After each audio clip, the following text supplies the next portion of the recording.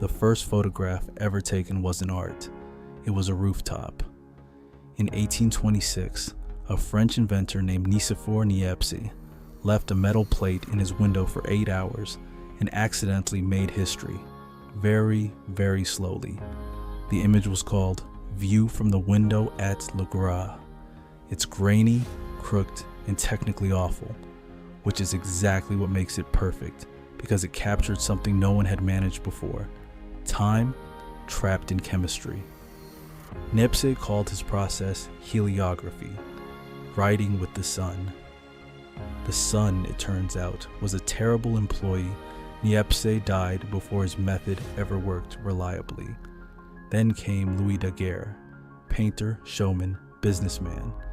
He replaced bitumen with silver, sunlight with mercury vapor, and patience with marketing. In 1839, the daguerreotype was born, the world's first practical photograph and the beginning of humanity's obsession with proof. Before the camera, we had memories. After the camera, we had evidence.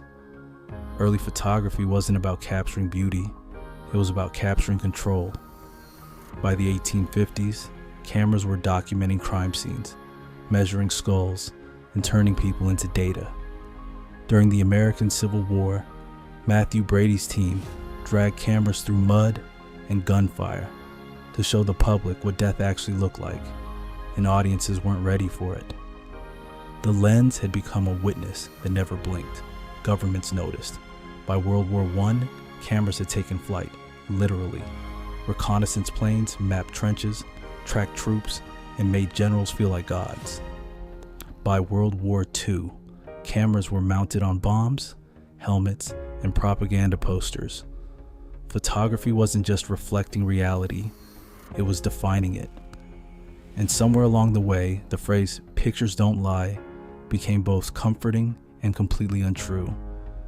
Because cameras record light, not honesty, and humans handle the editing. Then came the role of film. The 20th century made cameras faster, cheaper, and eventually personal.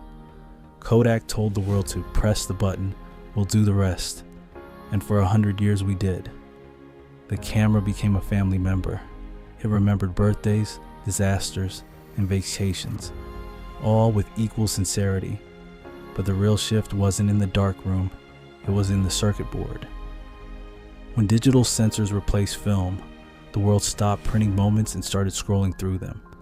A single memory card could hold more history than all of 19th century Paris, and we mostly used it on cats.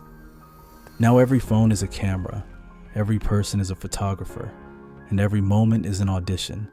We used to take photos to remember life. Now we live life to take photos. The photograph, once proof, became performance. Reality didn't disappear. It just got filters. In less than 2 centuries, the camera evolved from a box of glass and chemicals to a pocket-sized time machine. It made art democratic, journalism visual, and truth negotiable. Every empire builds its monuments in stone. Ours built them in pixels. The camera didn't just capture reality. It redesigned how we see it and who we think we are when we're being seen. Because every invention starts as a tool and ends as a mirror. And in the reflection, we mistake documentation for understanding. The first photograph took 8 hours to expose. Today, it takes 8 milliseconds. But the question remains the same.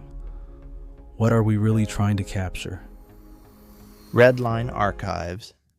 Hidden histories of everyday things.